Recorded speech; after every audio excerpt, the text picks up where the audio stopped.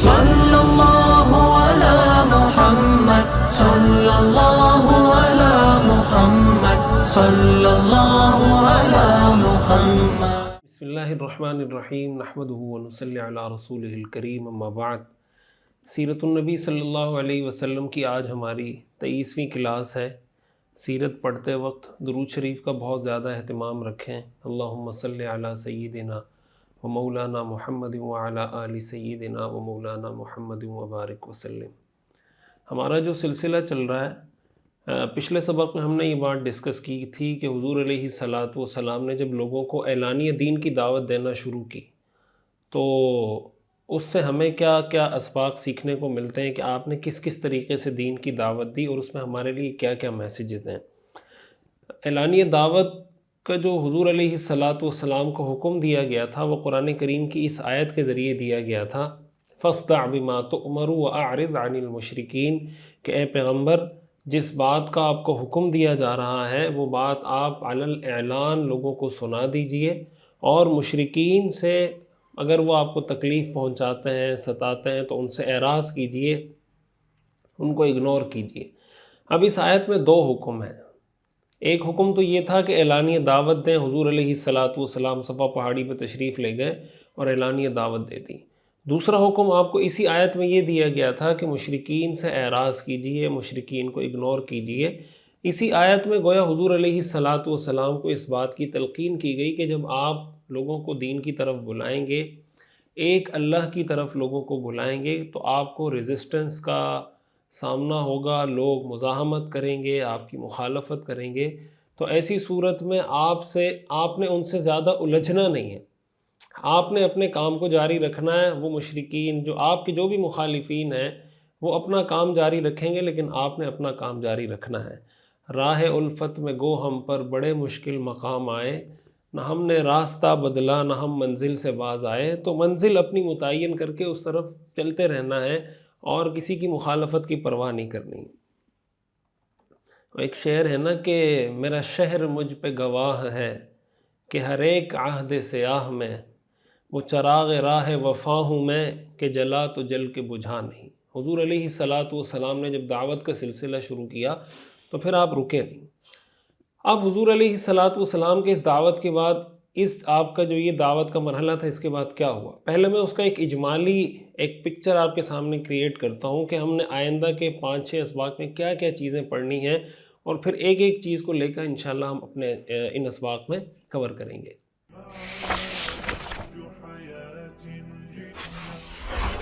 جب اعلانیہ دعوت کا مرحلہ شروع ہوا ہے تو جب تک دعوت کا جو طریقہ کار تھا وہ خفیہ تھا تو مشرکین بہت زیادہ اس کو سیریس نہیں لے رہے تھے۔ وہ یہی سمجھ رہے تھے کہ بھئی اس سے پہلے بھی بہت سارے ایسے لوگ آتے رہے ہیں جو اصلاح کی اور خیر کی بات کرتے رہے ہیں، بس آتے ہیں چلے جاتے ہیں، وقت کے ساتھ آتے ہیں وقت کے ساتھ ختم ہو جاتے ہیں۔ انہوں نے حضور علیہ الصلاۃ والسلام کا جو مشن تھا اس کو بھی اسی طرح لیا اور بہت زیادہ اس کو سیریس نہیں لیا۔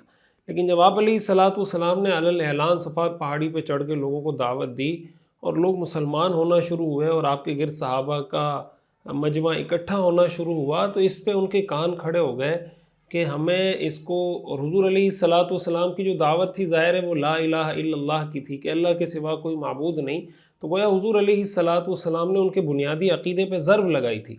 ان کو یہ لگا کہ ہمیں ان کو بروقت روک دینا چاہیے، اگر ہم ان کو نہیں روکیں گے تو اس کا ہمیں نقصان ہوگا۔ اب اس کے لیے انہوں نے پلاننگ شروع کی۔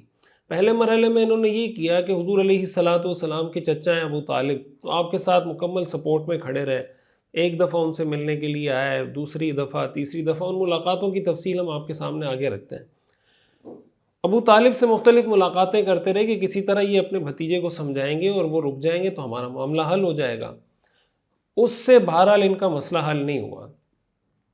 اب انہوں نے ایک قدم اور بڑھایا، قدم یہ بڑھایا کہ جو مسلمانوں میں جو ان کو تھوڑا کمزور نظر آتا تھا یا جس کا کوئی بہت مضبوط خاندان نہیں ہوتا تھا، تو انہوں نے ان کو تکلیفیں دینا، ستانا، ایذا پہنچانا وغیرہ وغیرہ، وہ پورا ایک سلسلہ شروع کر دیا۔ ان صحابہ کا ایک سبق میں انشاءاللہ اس پہ ہمارا ہوگا کہ وہ کون سے صحابہ ہیں جن کو اس دعوت کے مرحلے کے بعد بہت زیادہ ستایا گیا۔ جیسے ہم نے سابقون الاولون پہ ایک سبق ریکارڈ کروایا تھا، ایک سبق انشاءاللہ ان صحابہ کرام کے تذکرے پر ہم ریکارڈ کروائیں گے، جیسے حضرت عمار بن یاسر رضی اللہ تعالیٰ عنہ کی پوری فیملی ہے، حضرت بلال ہیں، حضرت صہیب ہیں، حضرت خباب بن الارت رضی اللہ عنہم، اور جو صحابہ ہیں ان کی تفصیل انشاءاللہ آگے آئے گی۔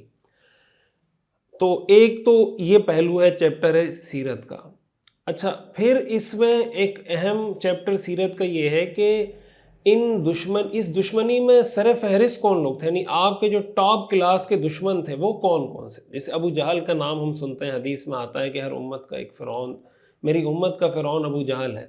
تو وہ کون کون سے لوگ تھے جو دشمنی میں، ابو لہب کا ہم نے پڑھا نا، اسی طرح صحابہ میں ہم نے سابقون الاولون کا پڑھا، تو دشمنوں میں جو حضور علیہ الصلوۃ والسلام کی دشمنی میں 6-7 لوگ سر فہرست تھے، اور ان کی دشمنی کی وجوہات کیا تھیں اور اس سے ہمیں سیکھنے کو کیا ملتا ہے، انشاءاللہ ایک سبق میں ہم اس کو تفصیل سے ڈسکس کریں گے۔ تو جب حضرت ابو طالب کے پاس گئے، ان کی دال نہیں گلی، انہوں نے ستانا شروع کیا، تکلیف دینا شروع کی مختلف طریقوں سے حضور علیہ الصلوۃ والسلام کو، آپ کے صحابہ کو۔ اسی دوران ظاہر ہے کہ حضور علیہ الصلوۃ والسلام کا پیغام تو پھیلتا ہی جا رہا تھا، لوگ مسلمان بھی ہوتے جا رہے تھے۔ حضرت حمزہ رضی اللہ تعالیٰ عنہ بھی اس دوران مسلمان ہو گئے، آپ کے جو چچا ہیں، ظاہر ہے اپنی قوم کے سردار تھے، بڑے سمجھے جاتے تھے، اور اس طرح کے لوگ مسلمان ہونے کا سلسلہ بھی ان کا جاری تھا۔ یہ سلسلہ بھی ناکام ثابت ہوا، اس لیے کہ جن لوگوں کو انہوں نے ستایا، ان کو کوئی خاطر خواہ اس سے رزلٹ تو حاصل ہوئے نہیں، جو وہ چاہتے تھے کہ یہ مشن رک جائے گا، وہ تو بڑھتا ہی چلا گیا۔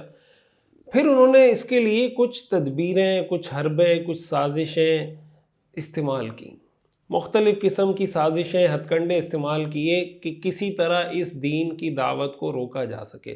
قرآن کریم کی آیات میں اللہ تعالیٰ نے ان کے مختلف ہتھ کنڈے ذکر کیے ہیں، اور دین کی راہ میں قیامت تک جتنی رکاوٹیں آج بھی قائم کی جا رہی ہیں، جو رکاوٹیں ڈالی جا رہی ہیں، جو سازشیں آج کی جا رہی ہیں، تو آپ جب سیرت کے اس پہلو کا مطالعہ کریں گے، ایک سبق میں نہیں بلکہ 2-3 اسباق ہمارے اس پر ہوں گے کہ دین کی راہ میں رکاوٹ ڈالنے کے لیے انہوں نے کون کون سے حربے استعمال کیے، اور آج کے دور میں وہ حربے کیسے کیسے استعمال کیے جا رہے ہیں، اور قرآن کریم کی آیات اور حدیث کی روشنی میں ہم اس کو سمجھنے کی کوشش کریں گے۔ تو اس سے انشاءاللہ وہ پوری پکچر ہمارے سامنے آ جائے گی۔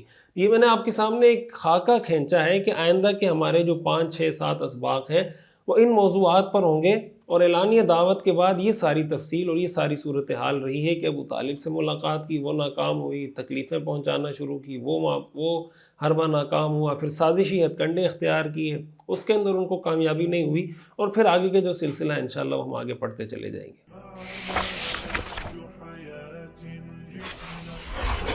ان سب باتوں کو سمجھنے سے پہلے ایک بات یہ سمجھنی ضروری ہے کہ اسلام کی بنیادی دعوت کیا تھی۔ اسلام کی بنیادی دعوت حضور علیہ الصلوۃ والسلام نے اپنی اس گفتگو میں ارشاد فرما دی تھی جب آپ نے اپنے رشتہ داروں کو جمع کیا تھا۔ آپ صلی اللہ علیہ وسلم نے اپنے رشتہ داروں کو جب جمع کیا تھا تو آپ نے فرمایا تھا ان الرائد لا یکذب اہلہ، کہ قافلے سے آگے جس شخص کو بھیجا جاتا ہے وہ اپنے قافلے والوں کو جھوٹی خبر نہیں دیتا۔ اور پھر آپ نے فرمایا واللہ لو کذبت الناس جميعا ما کذبتکم، اللہ کی قسم اگر میں ساری دنیا سے جھوٹ بولوں تم سے جھوٹ نہیں بولوں گا۔ ولو غررت الناس جميعا ما غررتکم، اور اگر میں ساری دنیا کو دھوکہ دوں تو میں پھر بھی دھوکہ نہیں دوں گا۔ واللہ الذی لا الہ الا ہو، قسم ہے اس ذات کی جس کے سوا کوئی معبود نہیں۔ دیکھیں یہ دین کی بنیادی دعوت ہے جو آپ علیہ الصلوۃ والسلام اپنی اس گفتگو میں دے رہے ہیں۔ واللہ الذی لا الہ الا ہو، قسم ہے اس ذات کی جس کے سوا کوئی معبود نہیں، انی لرسول اللہ الیکم خاصۃ والی الناس عامۃ، کہ میں تمہاری طرف خصوصی طور پر اور لوگوں کی طرف عمومی طور پر اللہ کا رسول بنا کر بھیجا گیا ہوں۔ واللہ لتموتن کما تنامون، اللہ کی قسم ایک دن تم ایسے ہی مرو گے، یہ عقیدہ آخرت آگے بیان ہو رہا ہے۔ واللہ لتموتن کما تنامون، ایسے مرو گے جیسے سوتے ہو۔ ثم لتبعثن کما تستيقظون، پھر تمہیں ایسے ہی اٹھایا جائے گا جیسے تم جاگتے ہو۔ وَلَتُجْزَوُنَّ بِالسُّوءِ سُوءًا وَبِالْإِحْسَانِ إِحْسَانًا، برائی کا بدلہ برا، اچھائی کا بدلہ اچھا تمہیں دیا جائے گا۔ وَإِنَّهَا لَجَنَّةٌ أَبَدًا أَوْ لَنَارٌ أَبَدًا، پھر یہ ہمیشہ ہمیشہ کی جنت ہے یا ہمیشہ ہمیشہ کی جہنم ہے۔ یہاں پر اگر آپ غور کریں حضور علیہ الصلوۃ والسلام کے اس خطبے میں آپ نے عقیدہ توحید بھی بیان کر دیا، واللہ الذی لا الہ الا ہو، قسم ہے اس ذات کی جس کے سوا کوئی معبود نہیں۔ آپ نے عقیدہ رسالت بھی بیان کر دیا، انی لرسول اللہ الیکم خاصۃ والی الناس عامۃ، کہ میں اللہ کا رسول ہوں، یہ عقیدہ رسالت بھی آپ نے بیان کر دیا۔ اور بعث بعد الموت، کہ موت کے بعد زندہ ہونا ہے، یہ بھی آپ نے بیان کر دیا کہ لتبعثن کما تستيقظون، تمہیں ایسے ہی اٹھایا جائے گا قبروں سے جیسے تم جاگتے ہو، اور ساتھ ہی ساتھ آپ نے قیامت کے دن کا جو حشر کا پورا برپا ہونا ہے اور اس میں حساب کتاب کا پورا نظام، وہ بھی آپ نے ان کو بتا دیا، جزا و سزا کا جو عقیدہ ہے۔ اسی طرح آپ نے جنت اور جہنم کا تصور بھی ان کے سامنے کلیئر کر دیا۔ یہ جو ہم ایمان مفصل پڑھتے ہیں نا، آمنت باللہ وملائکتہ وکتبہ ورسلہ والیوم الآخر والقدر خیرہ وشرہ من اللہ تعالی والبعث بعد الموت، حضور علیہ الصلاۃ والسلام نے ایک بنیادی خاکہ ان کے سامنے اسلام کی تعلیمات کا اور اسلام کے عقائد کا اپنی اسی گفتگو کے اندر رکھ دیا۔ یہی اسلام کی یعنی بنیادی ابتدائی دعوت تھی، اور اسی بنیادی دعوت پر وہ حضور علیہ الصلاۃ والسلام کے دشمن بنے تھے۔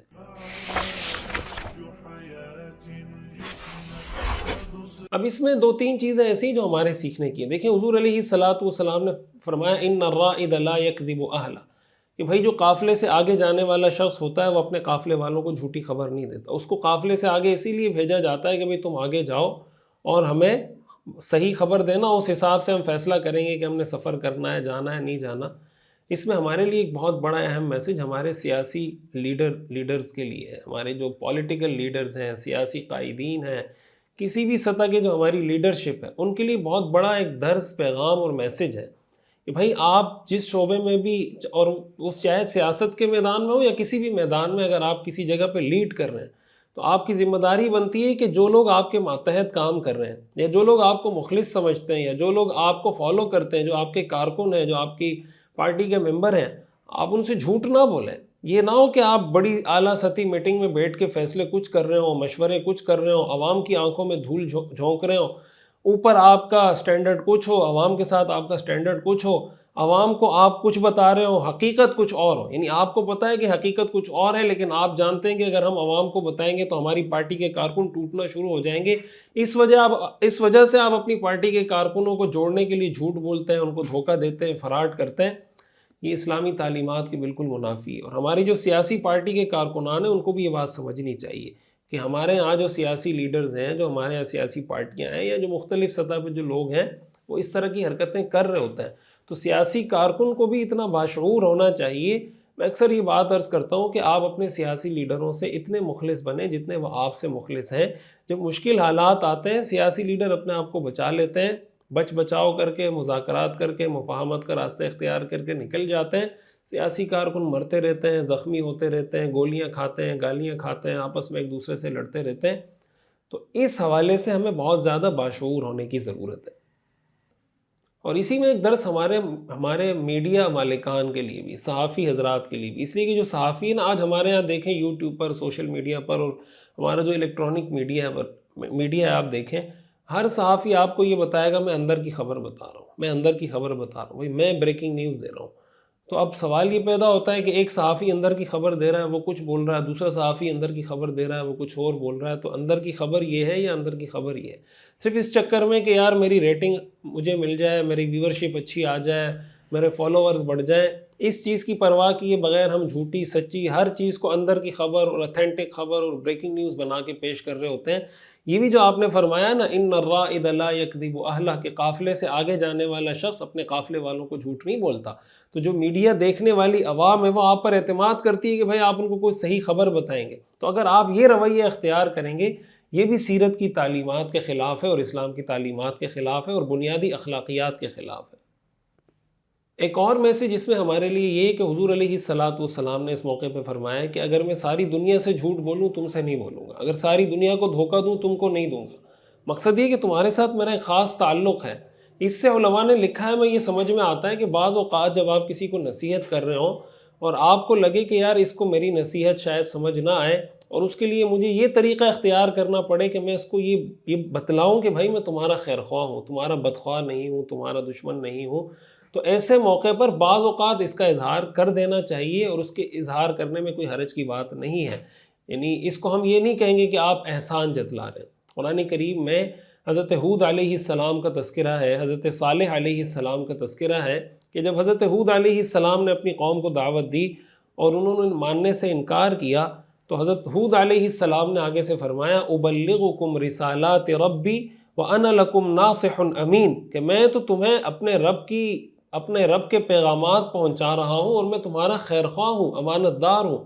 حضرت صالح علیہ السلام نے اپنی قوم سے کہا لقد ابلغتکم رسالۃ ربی ونصحت لکم، کہ میں نے تم تک میں اپنے رب کا پیغام پہنچایا ہے اور میں تمہارا خیر خواہ ہوں، ولکن لا تحبون الناصحین، لیکن تم خیر خواہوں کو پسند نہیں کرتے، یعنی تمہیں اپنے خیر خواہوں سے محبت نہیں ہے۔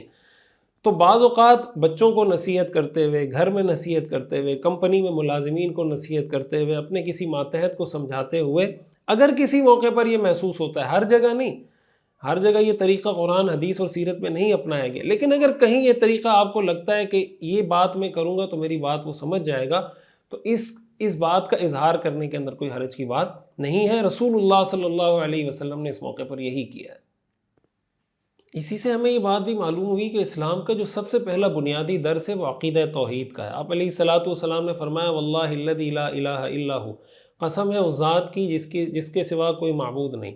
تو ہمارا جو دین ہے اس کا آغاز نفی سے ہوتا ہے، ہمارا جو کلمہ ہے نا وہ شروع ہوتا ہے لا سے، لا الہ، کوئی معبود نہیں، الا اللہ، سوائے اللہ کے۔ تو اسلام پہلے دوسرے معبودوں کی، دوسرے بتوں کی، جس کی عبادت دنیا میں کوئی کرتا ہے ان سب کی نفی کرتا ہے، بعد میں اللہ کا معبود ہونا ثابت کرتا ہے۔ تو اس کا مطلب یہ ہوا کہ اسلام شرک کی نفی کرتا ہے پہلے، کہ اللہ کے ساتھ آپ کسی کو شریک نہیں ٹھہرا سکتے۔ جو لا کہا تو لا ہوا، وہ لا بھی اس میں لا ہوا، جز لا ہوا، کل لا ہوا، پھر کیا ہوا، اللہ ہوا۔ تو لا کا مطلب یہ ہے کہ لا کی تلوار کے نیچے آپ سب کو لے آئیں گے۔ اس کا مطلب یہ ہوا کہ، اور ظاہر ہے کہ اس وقت مکہ کے اندر جو مشرک موجود تھے ان کے اندر جو سب سے بڑی برائی پائی جاتی تھی وہ کون سی برائی تھی؟ شرک کی برائی تھی۔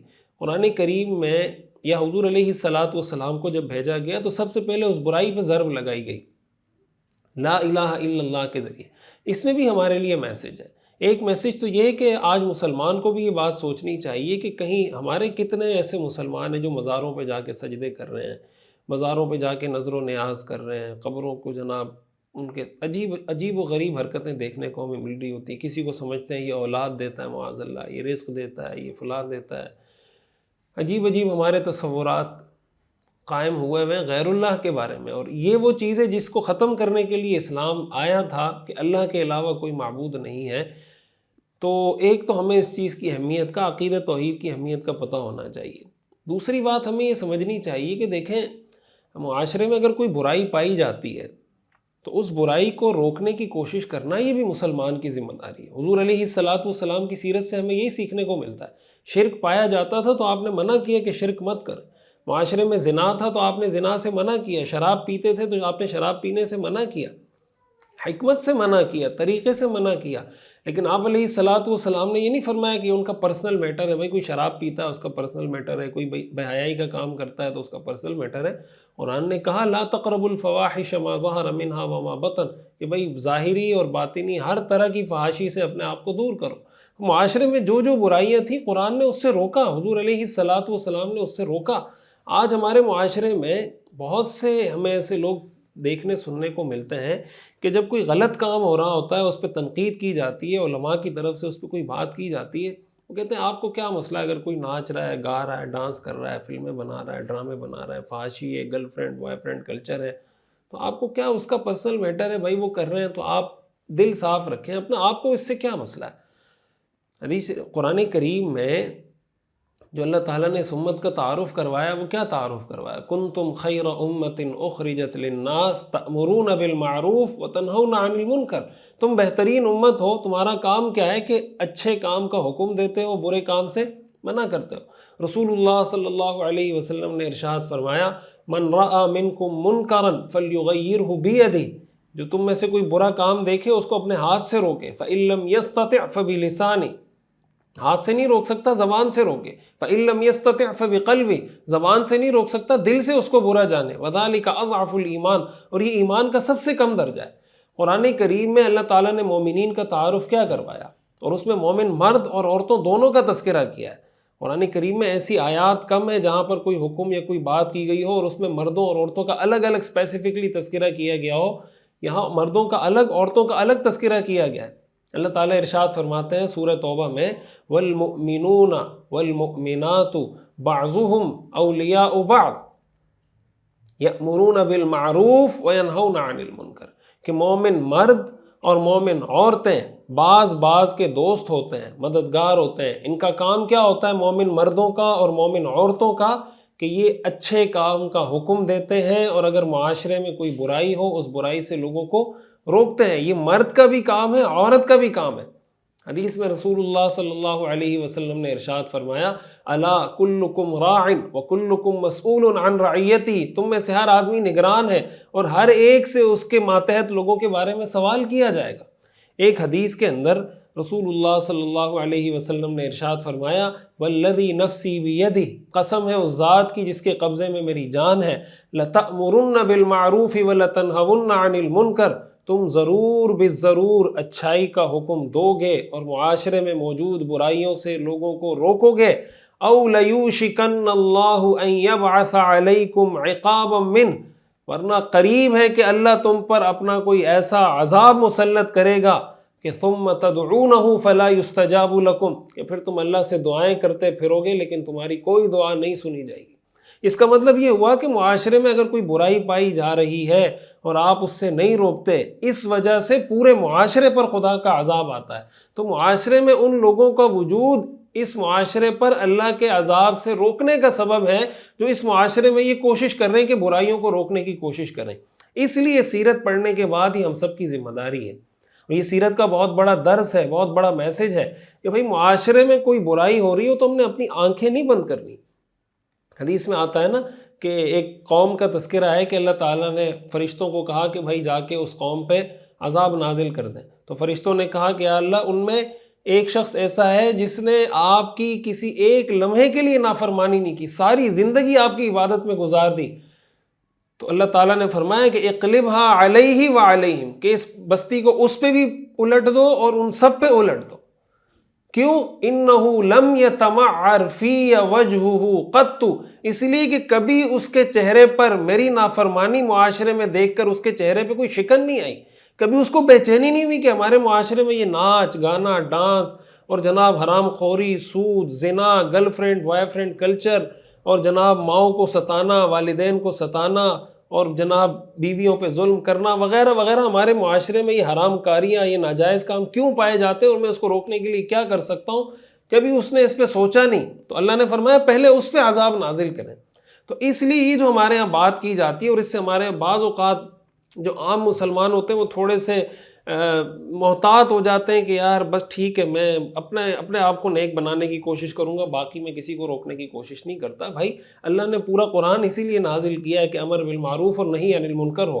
اللہ تعالیٰ نے اپنے پیغمبر کو اسی لیے بھیجا اور ہم اسی پیغمبر کے امتی ہیں. تو سیرت پڑھنے کے بعد آج سے آپ یہ عزم کیجئے کہ ہم نے اپنی استطاعت کے مطابق جہاں جہاں ہم حکمت کے ساتھ، یہ سارا آپ پڑھتے آ رہے ہیں نا، حکمت، موعظہ حسنہ، طریقہ، تدبیر، سلیقہ، ساری چیزیں ہم پڑھتے آ رہے ہیں. ان سارے اصولوں کو سامنے رکھتے ہوئے امر بالمعروف بھی کرنا ہے اور نہی عن المنکر بھی کرنا ہے.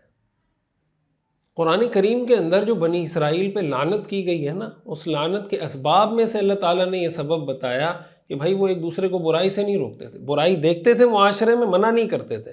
اللہ تعالیٰ ارشاد فرماتے ہیں لعن الذین کفروا من بنی اسرائیل علی لسان داؤد وعیسی ابن مریم، کہ بنی اسرائیل میں سے جو کافر تھے ان پر حضرت داؤد علیہ السلام کی بھی لعنت، حضرت عیسیٰ علیہ السلام کی بھی لعنت.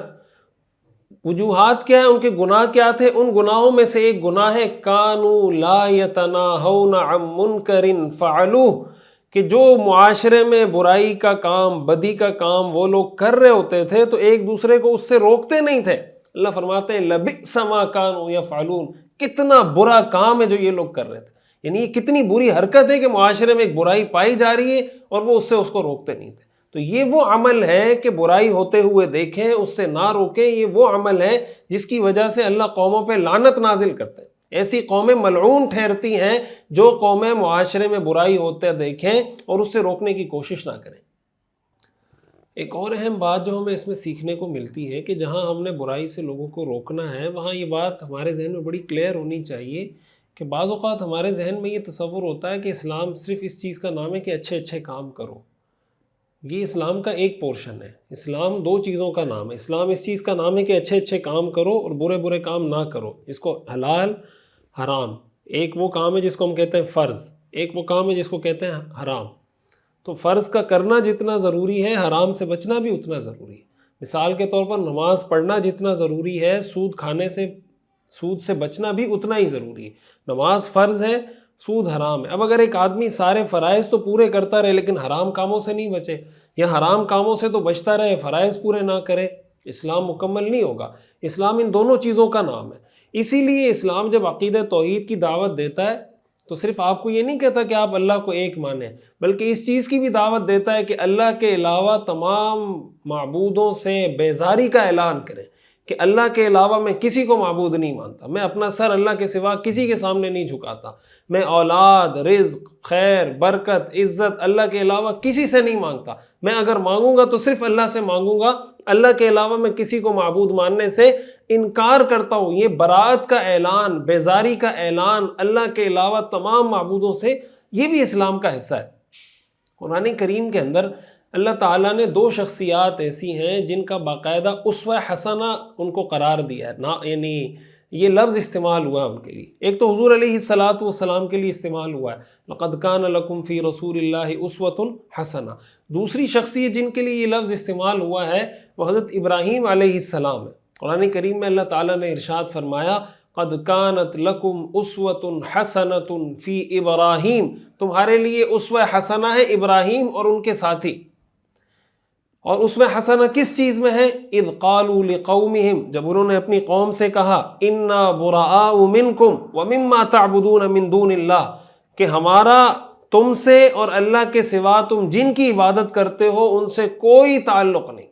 انا براء منکم ومما تعبدون من دون اللہ کفرنا بکم، ہم تمہارا انکار کرتے ہیں، تمہارے عقائد کے منکر ہیں۔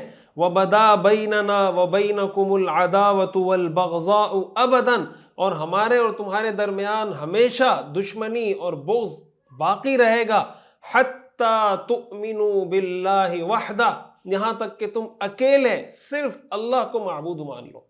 اللہ تعالیٰ فرمانے تمہارے لیے حضرت ابراہیم علیہ السلام اسوہ حسنہ ہے اس کام میں کہ انہوں نے جب اللہ کو ایک مانا تو اللہ کے علاوہ جس کی عبادت کی جاتی تھی اور جو عبادت کرتا تھا ان کے عقائد سے، ان کے نظریات سے، ان کے افکار سے، ان کی سوچ سے براءت اور بیزاری کا اعلان بھی کیا۔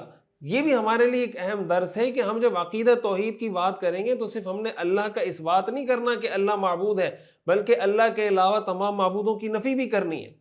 حدیث شریف میں آتا ہے رسول اللہ صلی اللہ علیہ وسلم نے ارشاد فرمایا من احب للہ وابغض للہ واعطى للہ ومنع للہ فقد استکمل الایمان، جس نے اللہ کے لیے محبت کی، اللہ کے لیے بغض رکھا، اللہ کے لیے کسی کو دیا اور اللہ کے لیے کسی کو دینے سے رک گیا، فقد استکمل الایمان، ایسے آدمی کا دین مکمل ہے۔ اب یہ نہیں کہ اچھے کام تو کریں اللہ کے لیے، لیکن جہاں تھوڑی سی قربانی دینی پڑے، کسی غلط بات سے انکار کرنا پڑے، کسی غلط بات سے بیزاری کا اعلان کرنا پڑے، تو پھر آپ وہاں پہ چونک جائیں۔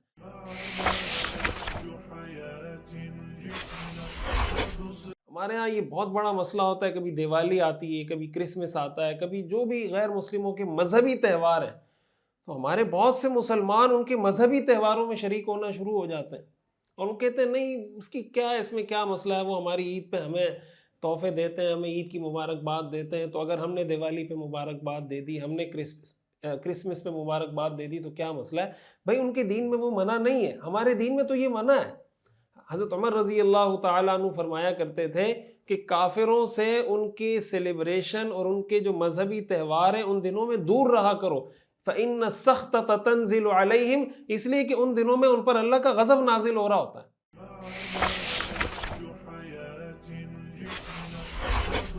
تو یہ دماغ میں اچھی طرح بٹھائیں، جو ہمارے یہاں پولائٹ اور مطلب روشن خیال دین، اور ایک عجیب ہمارے ہاں دنیا کے اندر تو اب یہ تصور شروع ہو گیا ابراہیمی دین۔ ابراہیمی دین کا مطلب بس موٹی موٹی باتیں کرو، ابراہیمی دین یہ ہے بھائی، قرآن میں جو ابراہیمی دین کا تصور ہے وہ یہ تصور ہے کہ اللہ ایک، صرف ایک اللہ معبود ہے، اور اللہ کے علاوہ ہم کسی کو معبود ماننے سے اعلان برات کرتے ہیں، ہم اس کا انکار کرتے ہیں، ہمارا اس کے نظریے سے کوئی تعلق نہیں ہے۔ آپ کا کوئی عیسائی دوست ہے، کوئی ہندو دوست ہے، کوئی بھی آپ کا غیر مسلم دوست ہے، آپ اس کے ساتھ رواداری، اخلاق، شرافت، ایک جس طرح رہا جاتا ہے جو اسلام کا درس ہے، لیکن ان کے مذہبی تہواروں میں شریک ہونے کا کیا مطلب؟ کیا آپ ان کے مذہبی تہواروں میں شریک ہو رہے ہیں اور آپ کہتے ہیں کہ نہیں اس کی اسلام میں اجازت ہونی چاہیے؟ تو بھائی اسلام کی جو باؤنڈریز ہیں وہ اسلام نے خود متعین کر دی ہیں. اسلام اپنی ایک الگ شناخت رکھتا ہے. یہ جو حدیث میں منع کیا گیا مشابہت سے کہ من تشبہ بقوم فہو منہم، یہ اسی لیے منع کیا گیا کہ اسلام اس چیز کی اجازت نہیں دیتا کہ اسلام کو دوسرے مذاہب کے ساتھ گڑ مٹ کر دیا جائے، مکس کر دیا جائے، پوری دنیا کا ایک مذہب بنا دیا جائے اور اسلام کا تشخص ہی اس کے اندر ختم ہو جائے. اسلام اس چیز کی ہرگز اجازت نہیں دیتا. میں انشاءاللہ اس پر کسی موقع پہ تفصیلی بات کروں گا. آج دنیا کے اندر اس پہ بڑی تحریکیں چل رہی ہیں کہ بھئی ساری دنیا کے مذاہب کو ختم کر کے ایک مذہب بنایا جائے، ابراہیمی دین بنایا جائے. ابراہیمی دین کا تصور قرآن کریم کے اندر یہ ہے. یہ آپ کے ذہن میں کم از کم یہ ایک پوائنٹ کلیئر ہونا چاہیے. تو آپ کے سامنے اگر اس طرح کی کوئی بات آج کل کے میڈیا میں، سوشل میڈیا میں کہیں پر آتی ہے تو آپ کو پتہ ہونا چاہیے کہ قرآن کی نظر میں ابراہیمی دین کا تصور کیا ہے. مطلب یہ عجیب بات ہے ہمارے ہاں کہ ہم کہتے ہیں کہ اللہ بھی راضی ہو جائے، شیطان بھی راضی ہو جائے، حج کعبہ بھی کیا اور گنگا کا اشنان بھی، خوش رہے رحمان بھی، راضی رہے شیطان بھی. عجیب فلسفہ ہے کہ رحمان کو بھی راضی کرنا چاہتے ہیں، شیطان کو بھی ناراض نہیں کرنا چاہتے ہیں. مولوی صاحب کو مسجد میں بھی چندہ دیتے ہیں اور کوئی ڈانس کرنے والی آ جائے تو اس پہ بھی پیسے لٹاتے ہیں. شراب خانے میں بھی پیسے لگا رہے ہیں، تھوڑا بہت آ کے کسی پیر صاحب کو، کسی مولوی صاحب کو بھی خوش کرتے ہیں. یہ جو تصور ہے یہ اسلام کا تصور نہیں ہے. بھائی اچھے کام کرنے ہیں، برے کاموں سے رکنا ہے، فرائض پورے کرنے ہیں، حرام کاموں سے بچنا ہے. یہ اصل اسلام کا تصور ہے. اور جیسے میں نے بتایا ہمارے اسلام کا آغاز لا سے ہوتا ہے کہ پہلے آپ دوسرے غلط کاموں کی نفی کریں گے، پھر اچھے کاموں کا اثبات کریں گے. اور یہ ہم میں کب پیدا ہوگی یہ بات؟ یہ اس وقت پیدا ہوگی جب ہمیں اپنے مسلمان ہونے پہ فخر ہوگا. ہمیں چونکہ دین کا علم نہیں، دین کی تعلیمات کا علم نہیں، ہم قرآن حدیث کو نہیں جانتے، سیرت کو نہیں جانتے. ہم اس لیے مسلمان ہیں کہ ہم مسلمان، ہمارے والدین مسلمان ہیں. ہم نہ تعلیم حاصل کرتے ہیں نہ اپنے بچوں کو دلاتے ہیں. رسول اللہ صلی اللہ علیہ وسلم نے ارشاد فرمایا، یا ابا سعید من رضی باللہ ربا وبالاسلام دینا وبمحمد النبی وجبت لہ الجنہ. جو آدمی اللہ کو اپنا معبود، اپنا رب ماننے پہ راضی ہو جائے، محمد صلی اللہ علیہ وسلم کو اللہ کا نبی ماننے پہ راضی ہو جائے اور اسلام کو اپنا دین ماننے پہ راضی ہو جائے، راضی ہونے کا مطلب اس پہ ڈٹ جائے، فخر کرے اس پہ، وجبت لہ الجنہ، اس کے لیے جنت واجب ہے. اور ایک حدیث میں رسول اللہ صلی اللہ علیہ وسلم نے ارشاد فرمایا، ما من عبد مسلم یقول 3 مرات حین یمسی وحین او یصبح. آپ نے فرمایا ہر وہ مسلمان بندہ جو صبح یا شام 3 مرتبہ یہ پڑھے، رضیت باللہ ربا وبالاسلام دینا وبمحمد النبی، جو یہ پڑھے صبح شام 3 دفعہ، آپ نے فرمایا کان حقا علی اللہ ان یرضیہ یوم القیامہ، اللہ نے اپنے اوپر یہ بات لازم کی ہے کہ اللہ قیامت کے دن اس کو راضی کرے گا. جس نے یہ کہہ دیا کہ میں اللہ سے راضی، اللہ کے رب ہونے پہ راضی، محمد کے رسول ہونے پہ راضی، اسلام کے دین ہونے پہ راضی ہوں، اللہ فرماتے ہیں میں قیامت کے دن اس کو راضی کروں گا. تو راضی ہونے کا کیا مطلب؟ راضی ہونے کا یہ مطلب کہ بھئی ہمیں اس پہ فخر ہونا چاہیے. تو اپنے مسلمان ہونے پہ فخر کرنا سیکھیں. میں اکثر یہ بات عرض کرتا ہوں کہ دیکھیں مغرب کے اندر کتنے غلط کام ہو رہے ہیں. آپ دیکھیں انسانیت کے نام پر، ہیومن رائٹس کے نام پر، انسانوں کو خوش کرنے کے نام پر کیا بےہودہ حرکتیں جو مغرب نہیں کر رہا. آپ وہاں پہ دیکھیں ٹرانسجینڈر بل ہمارے یہاں پیش کیا گیا کہ کوئی مرد یہ کہتا ہے کہ میں عورت ہوں تو اس کو آپ عورت ڈکلیئر کریں. کوئی عورت یہ کہتا ہے کہ مجھے فیلنگ مردوں والی آ رہی ہے، عورت کہتی ہے، تو آپ اس کو مرد ڈکلیئر کر دیں. کیوں؟ اس لیے کہ بھئی آپ نے اس کو خوش کرنا ہے. اب یہ انسان کی عقل میں یہ بات نہیں آتی، لیکن ان کو یہ کام کرتے ہوئے شرم نہیں آتی. وہ اس پہ فخر بھی کرتے ہیں، اس پہ پیسہ بھی لگاتے ہیں، اس کے لیے کمپین بھی چلاتے ہیں، اس کے لیے احتجاج بھی کرتے ہیں. یہ ہمارے ہاں یعنی ہم زمانے جاہلیت کی جو باتیں پڑھتے ہیں کہ کس طریقے سے فحاشی بے حیائی کی چیزیں عام تھیں، آج کے زمانے میں مغرب کے اندر اب جو ہمارے ہاں یعنی مغرب کے اندر جو LGBTQ کا پورا ایجنڈا ہے، جو ہومو سیکسویلٹی کا ایجنڈا ہے، اور جناب اب تو آگے جا کر جو جانوروں کے ساتھ بدفعلی کے جو پورا کئی ملکوں کے اندر اس کو لیگلائز اور نارملائز کرنے کی کوشش کی جا رہی ہے، وہ ان ساری چیزوں کی طرف آ رہے ہیں، بڑے دھڑلے سے آ رہے ہیں. اسلام کے کسی حکم کے خلاف کھڑے ہوں گے کہ آپ اسلام عورتوں کو حق نہیں دیتا، آپ عورت کو گھر سے باہر نکالیں، اس کو ایئر ہوسٹس بنائیں، بیوی شوہر کی خدمت کرے تو یہ غلام ہے، اور بیوی اگر جہاز کے اندر بیٹھے ہوئے 200 لوگوں کی خدمت کرے تو یہ غلام نہیں ہے. اب یہ کتنا کنٹریڈکشن ہے. کہ بھائی بیوی شوہر کی خدمت کیوں کرے، وہ بھی انسان ہے یہ بھی انسان ہے، تو ایئر ہوسٹس کیوں مسافروں کی خدمت کرے، یہ بھی انسان ہے وہ بھی انسان ہے۔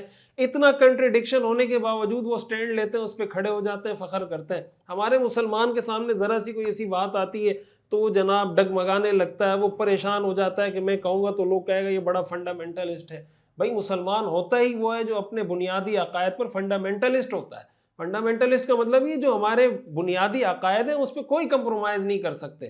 سورۃ الکافرون بار بار پڑھا کریں، قل یا ایھا الکافرون لا اعبد ما تعبدون، یہ بار بار پڑھیں گے، اس کا ترجمہ پڑھیں گے تو آپ کی آنکھیں کھلیں گی کہ اسلام کا مزاج کیا ہے۔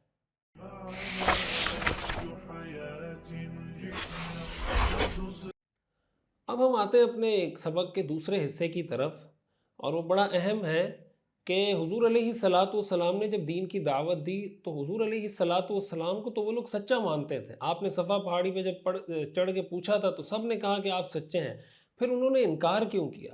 آخر اس کی کیا وجوہات تھیں؟ اس پر علامہ شبلی نے اپنی سیرت النبی کے اندر 5 وجوہات بڑی سمرائز طریقے سے بیان کی ہیں، تو میں یہ چاہ رہا تھا کہ یہ 5 وجوہات آپ کے سامنے آ جائیں، اور ان 5 وجوہات کا بھی مقصد یہ کہ ہم اس کو کو ریلیٹ کریں معاشرے کے ساتھ، سوسائٹی کے ساتھ، اور اس کو دیکھیں اور اس سے ہم سبق حاصل کرنے کی کوشش کریں، اور اس سے ہمارے سامنے وہ ایک پکچر، ایک خاکہ کریٹ ہوگا کہ اس وقت کا ماحول کیا تھا یا ان لوگوں کی نفسیات کیا تھیں، اور آج ہماری نفسیات کیا، اور ہمیں اس سے سیکھنے کو کیا ملتا ہے۔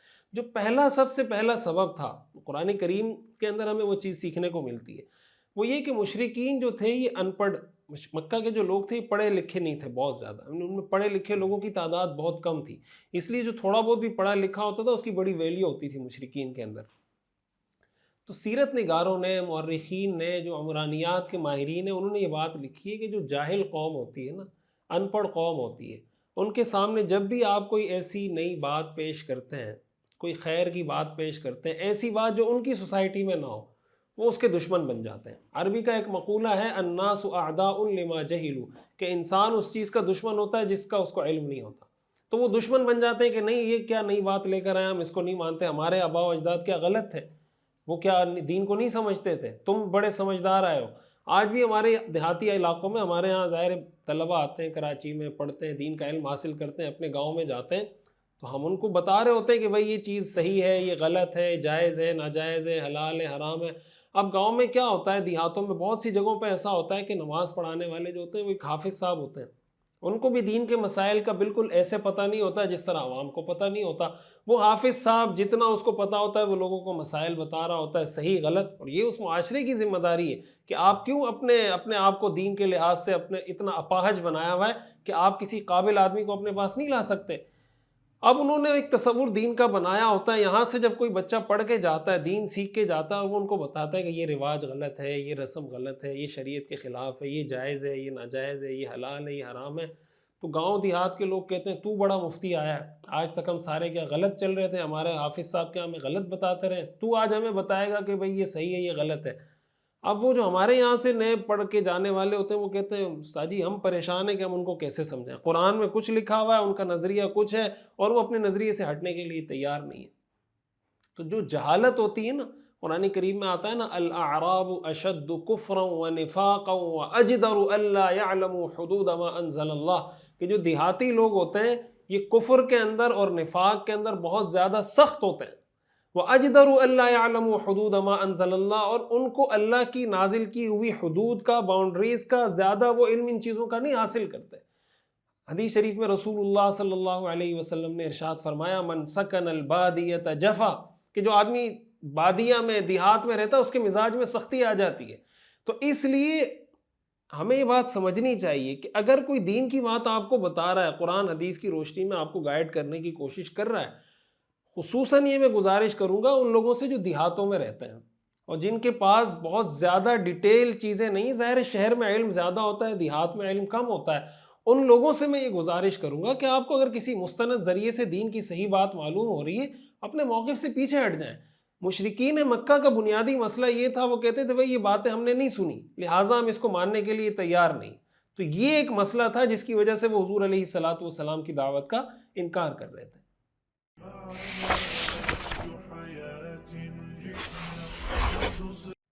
سیرت کے اہم ترین اسباق میں سے ایک سبق یہ ہے، یہ ہم نے عزم کرنا ہے، یہ نیت کرنی ہے، یہ ارادہ کرنا ہے کہ ہم اپنی قومی روایات، کلچر، تہذیب، ثقافت، اگر وہ کوئی ایسی چیز ہے جو شریعت کے کسی حکم سے متصادم ہو رہی ہے تو اسلام کے مقابلے میں کسی کلچر کی کوئی اہمیت نہیں ہے، اسلام کے مقابلے میں کسی ثقافت کی کوئی اہمیت نہیں ہے، اسلام کے مقابلے میں کوئی قومی روایات معتبر نہیں۔ ہمارے ہاں جب کسی گناہ سے روکا جاتا ہے تو کہتے ہیں بھائی سارے لوگ کر رہے ہیں، جب سارے لوگ کر رہے ہیں تو اس کا مطلب وہ ٹھیک ہو جائے گا۔ مشرکین مکہ بھی تو یہی کہا کرتے تھے۔ علامہ ابن القیم رحمہ اللہ نے اس پہ بڑی عجیب بات لکھی ہے، بہت اہم بات لکھی ہے۔ انہوں نے لکھا ہے کہ انسان کے لیے جو سب سے زیادہ نقصان دہ چیز ہے نا، وہ یہ ہے کہ انسان اپنی عادات کے قابو میں آ جائے، یعنی اس کی بری عادتیں اس کو قابو کر لیں۔ اور آگے انہوں نے لکھا ہے کہ کافروں نے انبیاء کی جو مخالفت کی ہے وہ صرف اپنی انہی پکی عادتوں کی وجہ سے کی ہے، جو عادتیں ان کے آباء و اجداد سے ان میں منتقل ہوئی تھی۔ کوئی آدمی اپنی عادت چھوڑنے کے لیے، اپنی قومی روایت، اپنے باپ دادا سے ملنے والا ایک سلسلہ چھوڑنے کے لیے تیار نہیں تھا۔ یہی بنیادی وجہ تھی جس کی وجہ سے قومیں گمراہ ہوئی ہیں۔ اور انہوں نے قرآن کریم کی یہ آیت کوٹ کی ہے، اللہ تعالیٰ ارشاد فرماتے ہیں وَلَوْ أَرَادُوا الْخُرُوجَ لَأَعَدُّوا لَهُ عُدَّةً وَلَكِنْ كَرِهَ اللَّهُ بِعَاثَهُمْ فَثَبَّطَهُمْ وَقِيلَ اقْعُدُوا مَعَ الْقَاعِدِينَ، کہ اگر وہ واقعی نکلنا چاہتے تو اس کے لیے تیاری تو کرتے، لیکن اللہ کو پسند ہی نہیں تھا، تو اللہ نے فرمایا بیٹھے رہو بیٹھنے والوں کے ساتھ۔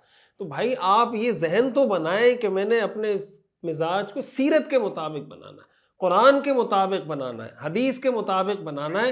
اگر کوئی میری قومی روایت، کوئی کلچر، کوئی تہذیب، کوئی ثقافت، کوئی طرز عمل میرے دین سے متصادم ہوگا، میرے پیغمبر کے طریقے سے متصادم ہوگا، میں پیغمبر کے راستے کو ترجیح دوں گا، اپنی قومی روایت کو ترجیح نہیں دوں گا۔ اس کو آج کل کی زبان میں آپ یوں کہہ سکتے ہیں، جو کہا جاتا ہے نا کہ بھائی آپ اگر کامیابی حاصل کرنا چاہتے ہیں تو آپ کو اپنے کمفرٹ زون سے نکلنا ہوگا۔ تو روایات اور کلچر اور تہذیب اور ثقافت کے معاملے میں بھی آپ کو اپنے کمفرٹ زون سے نکلنا ہوگا، تب آپ دنیا اور آخرت کی کامیابی حاصل کر سکتے ہیں۔ میں قرآن کریم کی کچھ آیات آپ کے سامنے رکھتا ہوں، آپ کو پتہ چلے گا کہ یہ کتنی اہم چیز ہے اور قرآن نے کتنا ایمفیسائز کیا ہے اس چیز پر اور کتنی تنبیہ کی ہے اس بات کو سمجھنے کے لیے۔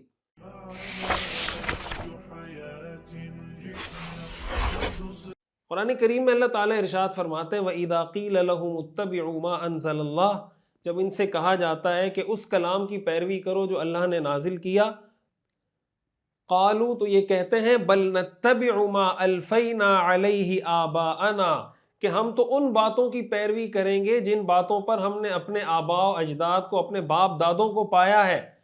اللہ تعالیٰ فرماتے ہیں اولو کان آباؤہم لا یعقلون شیئا ولا یہتدون، کیا یہ اس صورت میں بھی اپنے باپ دادوں کی پیروی کریں گے اگر وہ عقل نہ رکھتے ہوں، اگر وہ گمراہ ہوں، پھر بھی یہ اپنے باپ دادوں کے پیچھے چلیں گے۔ ایک اور آیت میں اللہ تعالیٰ ارشاد فرماتے ہیں وَإِذَا قِيلَ لَهُمْ، جب ان سے کہا جاتا ہے تَعَالَوْا إِلَى مَا أَنزَلَ اللَّهُ، کہ اللہ نے جو کلام نازل کیا اس کی طرف آ جاؤ، وَإِلَى الرَّسُولِ، اور رسول کی طرف آ جاؤ، قالوا، تو کہتے ہیں حسبنا ما وجدنا علیہ آباءنا، کہ ہم نے اپنے باپ دادوں کو جس طریقے پہ پایا ہے ہمارے لیے وہ طریقہ کافی ہے۔ اللہ فرماتے ہیں اولو کان آباؤہم لا یعلمون شیئا ولا یہتدون، اگرچہ ان کے باپ دادے ایسے ہوں جن کے پاس نہ کوئی علم ہو نہ ان کے پاس کوئی ہدایت ہو، پھر بھی اپنے آباء و اجداد کے راستے پہ چلیں گے۔ ایک اور آیت میں اللہ تعالیٰ ارشاد فرماتے ہیں، دیکھیں قرآن کریم میں ایک ہی بات کو کتنی بار بار بیان کیا گیا ہے۔ اللہ تعالیٰ فرماتے ہیں وَإِذَا قِيلَ لَهُمْ، جب ان سے کہا جاتا ہے اتَّبِعُوا مَا أَنزَلَ اللَّهُ، اس بات کی پیروی کرو، اس بات کو مان کے چلو جو اللہ نے نازل کی، قالوا، تو کہتے ہیں بل نتبع ما وجدنا علیہ آباءنا، بلکہ ہم اس بات کی پیروی کریں گے جس بات پر ہم نے اپنے باپ دادوں کو پایا۔ اللہ تعالیٰ فرماتے ہیں اولو کان الشیطان یدعوہم الی عذاب السعیر، کیا اگر شیطان ان کو بھڑکتی ہوئی آگ کی طرف بلائے تب بھی یہ اسی راستے پہ چلیں گے، حق کے راستے پہ چلنے کے لیے پھر بھی تیار نہیں۔ ایک اور آیت میں اللہ تعالیٰ ارشاد فرماتے ہیں وَكَذَلِكَ مَا أَرْسَلْنَا مِن قَبْلِكَ فِي قَرْيَةٍ مِّن نَذِيرٍ، اور اے پیغمبر ہم نے تم سے پہلے جب بھی کسی بستی میں کوئی خبردار کرنے والا بھیجا، إِلَّا قَالَ مُتْرَفُوهَا، تو وہاں کے خوشحال لوگ کہنے لگے إِنَّا وَجَدْنَا آبَاءَنَا عَلَىٰ أُمَّةٍ، کہ ہم نے اپنے باپ دادوں کو ایک طریقے پہ پایا ہے، وَإِنَّا عَلَىٰ آثَارِهِم مُقْتَدُونَ، اور ہم انہی کے نقش قدم پہ ٹھیک ٹھیک چلیں گے۔ اللہ تعالیٰ نے قرآن کریم میں حضور کو فرمایا آپ ان سے کہیں اولو جئتکم بأہدی مما وجدتم علیہ آباءکم، اگر میں تمہارے پاس زیادہ اچھی ہدایت والا پیغام لے کر آیا ہوں پھر بھی تم میری بات نہیں مانو گے، اپنے باپ دادا کی بات مانو گے، اولو جئتکم بأہدی مما وجدتم علیہ آباءکم، تو وہ کہنے لگے انا بما ارسلتم بہ کافرون، بھائی ہم تمہارا انکار کرتے ہیں، ماننے کے لیے تیار ہی نہیں ہے، بس جو ہمیں ملا ہے، جو ہماری قومی روایت کلچر ہے، بس ہم اسی پہ سیٹ ہیں، ہم نے چیزوں کو تبدیل نہیں کرنا۔ اس لیے کہا جاتا ہے کہ تبدیلی پہلے دماغ میں آتی ہے، پہلے ذہن میں، دل میں تبدیلی آتی ہے، اس کے بعد جسم پر اور معاشرے میں تبدیلی آتی ہے۔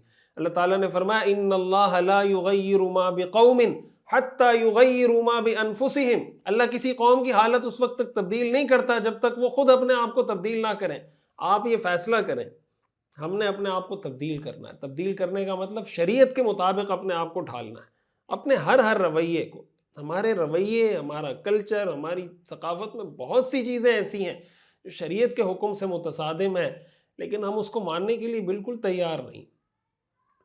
ہمارے کئی دفعہ ایسا ہوتا ہے کوئی کسی بھی سٹیٹس پر ہے نا، اور اس سٹیٹس میں کہیں نہ کہیں کوئی گڑبڑ ہے۔ مثال کے طور پر کوئی بہو ہے، اب بہو دین کے سارے احکام پہ عمل کرنے کے لیے تیار ہوگی، لیکن بہو سے متعلق جو شریعت کی تعلیمات ہے کہ بہو کو کیسا ہونا چاہیے، اس کو ماننے کے لیے تیار نہیں ہوگی۔ ساس ہے، وہ نمازیں بھی پڑھے گی، تلاوت بھی کرے گی، ذکر اذکار بھی کرے گی، لیکن بہو کے ساتھ کیسے رہنا ہے، اس سے متعلق جو شریعت کی تعلیمات ہے وہ اگر آپ بیان بھی کریں گے تو کہیں گے آپ ساسوں کے پیچھے پڑے ہوئے، بہو کے بارے میں کیوں کچھ نہیں کہتے۔ یہی معاملہ والدین کا ہے، یہی معاملہ اولاد کا ہے، یہی معاملہ کمپنی اونر کا ہے، یہی معاملہ جناب ملازمین کا ہے، یہ معاملہ حکمرانوں کا ہے، یہی معاملہ عوام کا ہے۔ تو بھائی تبدیلی کیسے آئے گی، ہمارے معاشرے میں بہتری کیسے آئے گی؟ سیرت کے اس پیغام کو آبزرو کرنے کی کوشش کریں، اپنے اندر جذب کرنے کی کوشش کریں، سیکھنے کی کوشش کریں۔ اللہ نے اپنے پیغمبر کو اسی لیے بھیجا تھا، اور ہماری کامیابی اللہ نے اسی میں رکھی ہے، اور یہ محنت اسی لیے ہو رہی ہے۔ اور جب آپ سب سن ہی رہے ہیں تو کوشش کریں کہ اب اس پہ عمل بھی کرنا ہے، اور جب ہم فیصلہ کر لیں گے تو اللہ تعالیٰ تبدیلی لے کر آئے گا انشاءاللہ۔ کہتے ہیں نا کہ پودا پہلے دماغ میں لگتا ہے، پھر اس کے بعد زمین پہ لگتا ہے، تو آپ اپنے دل و دماغ کو تبدیل کریں، اللہ تعالیٰ معاشرے کو بھی انشاءاللہ تبدیل کر دے گا۔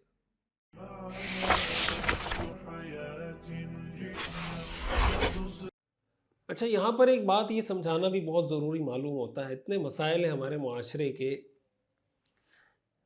اور میں بہت زیادہ تفصیل میں یہ بات اس لیے نہیں کروں گا کہ سیرت سے براہ راست اس کا تعلق نہیں، میں چاہوں گا کہ الگ سے اس میں کوئی پورا ریکارڈ کروا کے 1 گھنٹے کا سیشن، اس کا لنک ڈسکرپشن میں ڈال دیں گے، یا ابھی یا کچھ دنوں بعد اس کے ڈسکرپشن میں یا کمنٹ میں ہم ڈال دیں گے، پھر آپ اس کو ڈیٹیل سے سن لیجئے گا۔ میں اس کا ایک خلاصہ ایک اور بھی آپ کو دے رہا ہوں کہ دیکھیں، آباء و اجداد یا باپ دادوں کا جب ذکر آتا ہے تو اس کا یہ مطلب نہیں ہوتا کہ سارے باپ دادے یا سارے آباء و اجداد غلط ہوتے ہیں۔ There are good babas and there are bad babas, اچھے بابے بھی ہیں، اچھے باپ دادے بھی ہیں، اور برے باپ دادے بھی ہیں۔ تو یہ جو ہمیں منع کیا گیا، یہ برے آباء و اجداد کی پیروی سے منع کیا گیا، اسی لیے قرآن نے بار بار یہ کہا اولو کان آباؤہم لا یعقلون، اگرچہ ان کے آباء و اجداد عقل نہ رکھتے ہوں، لا یہتدون ہدایت نہ رکھتے ہوں، اولو کان آباؤہم لا یعلمون، اگرچہ ان کے آباء و اجداد علم نہ رکھتے ہوں، ولا یہتدون ہدایت نہ رکھتے ہوں۔ مقصد یہ ہے کہ اگر وہ غلط راستے پر چل رہے ہیں، ان میں عقل نہیں ہے، گمراہی کے راستے پر چل رہے ہیں، تو آپ ان کے راستے پر چلنے کی آپ کو اجازت نہیں ہے۔ تو اب بعض اوقات اس سے لوگ غلط مطلب یہ نکالنا شروع کرتے ہیں، ہمارے ہاں جیسے نئے نئے اسکالرز آ رہے ہیں اور جناب علماء سے لوگوں کو متنفر کرنے کی کوشش کر رہے ہیں، فقہاء سے، محدثین سے، امت کا پورا جو طبقہ جنہوں نے دین کی خدمت کی، ان سے متنفر کرنے کی کوشش کرنے کے لیے کہہ رہے ہوتے ہیں کہ یہ اپنے آباء و اجداد کے راستے پہ چل رہے ہیں، اور آباء و اجداد کے راستے پہ چلنے سے تو قرآن نے منع کیا ہے۔ تو بھئی جس قرآن نے برے آباء و اجداد کے راستے پہ چلنے سے منع کیا ہے، اسی قرآن نے اچھے آباء و اجداد کے راستے پہ چلنے کا حکم بھی دیا ہے۔ اللہ تعالیٰ قرآن کریم میں فرماتے ہیں اولئک الذین ھداھم اللہ فبھداہ مقتدہ، یہ وہ لوگ ہیں جن کو اللہ نے ہدایت دی ہے، تو انہی کے راستے پہ تم چلو۔ ہم جب سورہ فاتحہ پڑھتے ہیں اہدنا الصراط المستقیم صراط الذین انعمت علیہم، اے اللہ میں ان لوگوں کے راستے پہ چلا جن پر آپ نے انعام کیا، تو جن پہ انعام ہوا وہ ہمارے آباء و اجداد ہیں، بابے ہیں ہمارے۔ وہ کون ہیں؟ النبیین والصدیقین والشہداء والصالحین، انبیاء ہیں، صدیقین ہیں، شہداء ہیں، اللہ کے نیک لوگ ہیں۔ تو نیک لوگوں کا مطلب انہی نیک لوگوں کو ہم بابا کہتے ہیں۔ ہمارے ہاں لوگ اس کا مذاق اڑاتے ہیں کہ یہ جناب فلاں بابے کے ماننے والے ہیں، امام ابو حنیفہ کے ماننے والے ہیں، فلاں کے ماننے والے ہیں۔ تو بھائی جو نیک لوگ ہیں ان کی پیروی کا تو ہمیں حکم ہے، ہر نماز میں ہمیں دعا مانگنے کا کہا گیا ہے کہ اللہ ہمیں اپنے نیک آباء و اجداد کے راستے پہ چلا، ان نیک آباء و اجداد کے راستے پر جن پر آپ نے انعام کیا، اور ان میں ایک جہاں انبیاء ہیں، صدیقین ہیں، شہداء ہیں، ایک کیٹیگری ان کے اندر صالحین کی بھی ہے۔ تو جس قرآن نے ہمیں برے آباء و اجداد کے راستے پہ چلنے سے منع کیا، اسی قرآن نے ہمیں اچھے آباء و اجداد کے راستے پہ چلنے کا حکم دیا۔ قرآن کریم میں اللہ تعالیٰ نے ارشاد فرمایا فَإِنْ آمَنُوا بِمِثْلِ مَا آمَنْتُمْ بِهِ فَقَدْ اهْتَدَوْا، اگر یہ ایسے ایمان لے آئے جیسے تم ایمان لائے ہو تو پھر یہ ہدایت پر آئیں گے۔ اس کا مطلب تمہارے ایمان کا معیار صحابہ ہیں، تمہارے ایمان کا معیار انبیاء ہیں، انبیاء کے ساتھی ہیں، جس طرح کا ایمان ان کا ہے تو وہ ہمارے آباء و اجداد ہیں، صحابہ ہمارے آباء و اجداد ہیں، صحابہ کے راستے پہ ہم نے چلنا ہے۔ رسول اللہ صلی اللہ علیہ وسلم نے ارشاد فرمایا انہو من یعش منکم بعدی فسیرا اختلافا کثیرا، کہ تم میں جو میرے بعد زندہ رہے گا اس کو بہت اختلاف نظر آئے گا۔ فعلیکم بسنتی، تم پر میری سنت کی اتباع لازم ہے، وسنت الخلفاء الراشدین المہدیین، اور خلفائے راشدین، ہدایت یافتہ خلفائے راشدین کی سنت کی اتباع لازم ہے۔ عضو علیہا بالنواجذ، اس کو داڑوں سے جبڑوں سے مضبوطی سے پکڑ لو۔ وإیاکم والبدعہ، بدعت سے اپنے آپ کو بچانا۔ فإن كل محدثة بدعة وكل بدعة ضلالة وكل ضلالة في النار، دین میں ایجاد کی جانے والی ہر نئی چیز بدعت ہے، ہر بدعت گمراہی ہے، ہر گمراہی جہنم میں لے جانے والی ہے۔ ہمیں حکم دیا گیا خلفائے راشدین کے راستے پہ چلنے کا۔ قرآن کریم میں اللہ تعالیٰ نے ارشاد فرمایا فَاسْأَلُوا أَهْلَ الذِّكْرِ إِن كُنتُمْ لَا تَعْلَمُونَ، اگر تمہیں علم نہیں ہے تو علم والوں سے سوال کرو۔ قرآن کریم میں ایک مقام پر فرمایا فَلَوْلَا نَفَرَ مِن كُلِّ فِرْقَةٍ مِّنْهُمْ طَائِفَةٌ لِيَتَفَقَّهُوا فِي الدِّينِ، ایسا کیوں نہیں ہوتا کہ ہر بڑے گروہ سے ایک چھوٹا گروہ اٹھے، وہ جا کے دین کے اندر مہارت حاصل کرے اور پھر واپس آ کر اپنی قوم کو اللہ کے عذاب سے ڈرائے، ان کو دین کی دعوت دے۔ اگر ان کی دین کی دعوت کا اعتبار ہی نہیں تو اللہ تعالیٰ نے یہ کیوں فرمایا کہ پھر آ کے لوگوں کو یہ ڈرائیں اور دین کی دعوت دیں؟ اس کا مطلب وہ جو اچھے بابے ہیں یا اچھے آباء و اجداد ہیں جو صحیح دین آپ کے سامنے پیش کر رہے ہیں، ان کا ماننا، ان کی اتباع کرنا بھی لازم ہے۔ اور صحیح بات یہ ہے کہ اگر آپ اچھے آباء و اجداد کو بالکل ماننے سے انکار کر دیں گے تو ہمارے پاس یہ جو قرآن موجود ہے یہ تو انہی آباء و اجداد نے پہنچایا ہے۔ ہمارے پاس جو حدیث کی کتابیں موجود ہیں یہ انہی آباء و اجداد، امام بخاری، امام مسلم، یہ جن لوگوں نے ہمیں کوئی بھی دین پہنچایا انہی سے ہم تک دین پہنچا ہے۔ اگر یہ بالکل غیر معتبر ہو جائیں گے تو دین غیر معتبر ہو جائے گا۔ علامہ شاطبی رحمہ اللہ نے الاعتصام کے اندر یہ بات لکھی ہے کہ دیکھیں اعتبار تو حق کی بات کا ہے، لیکن یہ حق بات جس واسطے سے پہنچی ہے، جو افراد ہیں، اس واسطے کو بھی آپ کو معتبر ماننا پڑے گا، اس لیے کہ حق تک آپ ان افراد کے بغیر نہیں پہنچ سکتے۔ وہ کہتے ہیں نا کہ اللہ کے دو سلسلے، ایک کتاب اللہ، ایک رجال اللہ۔ کتاب اللہ اللہ کی کتابیں، رجال اللہ اللہ کے بندے، اللہ کے وہ بندے جو اللہ کی کتاب کی خدمت کر کے نسل در نسل اللہ کے پیغام کو، اللہ کی دعوت کو، اللہ نے اپنے رسولوں کو جو مشن دے کر بھیجا ہے اس مشن کو وہ آگے آگے پہنچانے کی کوشش کر رہے ہوتے ہیں۔ قرآن کریم کے اندر اللہ تعالیٰ نے ارشاد فرمایا وَمَن يُشَاقِقِ الرَّسُولَ مِن بَعْدِ مَا تَبَيَّنَ لَهُ الْهُدَى وَيَتَّبِعْ غَيْرَ سَبِيلِ الْمُؤْمِنِينَ، کہ جو رسول کی مخالفت کرے واضح ہدایت آ جانے کے بعد اور مومنین کے راستے کے علاوہ کسی اور کے راستے پر چلے، کسی اور راستے پر چلے، اللہ فرماتے ہیں نُوَلِّهِ مَا تَوَلَّى، ہم اس کو اسی راہ کے حوالے کر دیں گے، وَنُصْلِهِ جہنم، اور اس کو ہم جہنم میں داخل کریں گے، جہنم میں جھونکیں گے، وَبِئْسَ وَسَاءَتْ مَصِيرًا، بہت ہی برا ٹھکانہ ہے۔ اللہ تعالیٰ نے فرمایا کہ مومنین کو، امام شافعی رحمۃ اللہ علیہ نے اسی آیت کی روشنی میں یہ بات لکھی ہے کہ امت کا اجماع حجت ہے، امت کے اجماع کو شرعی دلیل مانا جائے گا، اس لیے کہ اللہ تعالیٰ نے یہ فرمایا کہ جو مومنین کے راستے سے ہٹ کے کسی راستے پہ چلے گا ہم اس کو جہنم میں داخل کریں گے۔ اس کا مطلب یہ ہوا کہ امت کسی غلط بات پہ جمع نہیں ہو سکتی۔ قرآن کریم میں اللہ تعالیٰ نے فرمایا یا ایھا الذین آمنوا اطیعوا اللہ واطیعوا الرسول واولی الامر منکم، اے ایمان والو اللہ کی اطاعت کرو، رسول کی اطاعت کرو، اور تم میں سے جو لوگ صاحب اختیار ہیں ان کی اطاعت کرو۔ اب صاحب اختیار کے دو ترجمے کیے گئے، دو تشریحات کی گئی ہیں۔ امام قرطبی رحمہ اللہ نے تفسیر قرطبی میں اس پہ بہت تفصیل سے لکھا ہے۔ ان میں ایک تفسیر جو بہت سے مفسرین نے اختیار کی کہ اس سے مراد اہل علم ہے، کہ جو اہل علم تمہیں گائیڈ کریں اس کے مطابق عمل کریں۔ بہرحال یہ ایک تفصیلی موضوع ہے. میں نے قرآن کریم کی یہ چند آیات اور حدیث اس لیے پڑھی کہ آپ کے ذہن میں یہ تصور ہونا چاہیے کہ جب قرآن کریم کی یہ آیات پیش کی جاتی ہیں اور اس سے لوگ اپنا غلط موقف ثابت کرنے کی کوشش کرتے ہیں تو وہ آپ کو قرآن کا ایک رخ دکھا رہے ہوتے ہیں, قرآن کریم کی دوسری آیات یا احادیث کا دوسرا رخ پیش نہیں کر رہے ہوتے, جس کی وجہ سے پھر آدمی کنفیوز ہوتا ہے کہ یار یہ کیا ہے وہ کیا ہے. تو اس لیے کہا جاتا ہے کہ بھائی آپ کے سامنے اگر قرآن کریم کی آیت پیش کی جائے, آپ کے سامنے کوئی حدیث پیش کی جائے, تو آپ محض قرآن کی آیت پیش کرنے سے متاثر نہ ہو.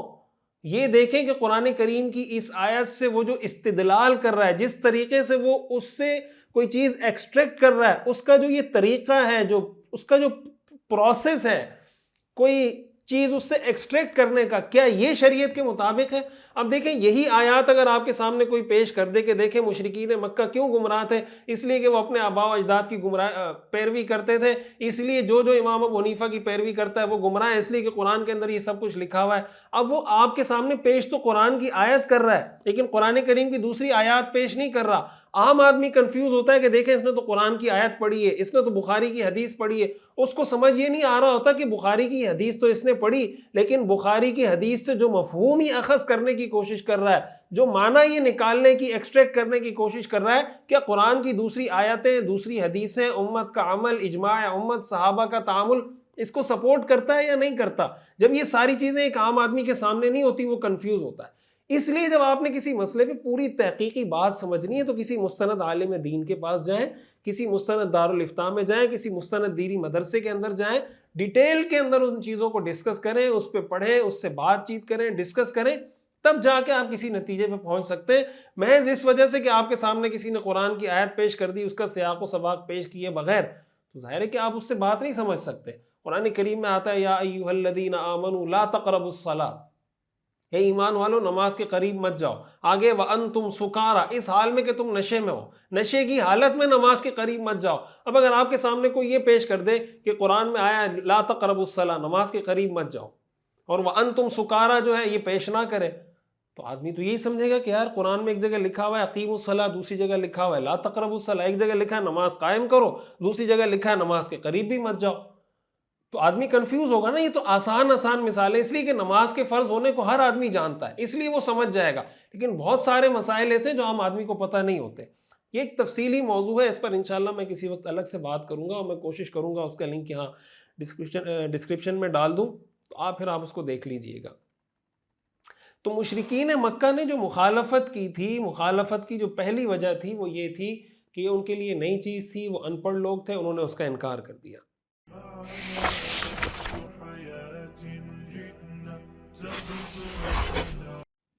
قریش کی مخالفت کا دوسرا سبب یہ تھا کہ اسلام جب عقیدہ توحید کا درس دیتا ہے نا, تو عقیدہ توحید کا لازمی نتیجہ یہ ہوتا ہے کہ سارے انسان قانون کی نظر میں, اللہ کی نظر میں برابر ہیں, کسی کو کسی پر کوئی فضیلت نہیں. اللہ کی نظر میں سب برابر ہیں, چاہے وہ مرد ہو چاہے عورت ہو. جو دین پہ عمل کرے گا وہ کامیاب ہے, جو دین پہ عمل نہیں کرے گا وہ ناکام ہے.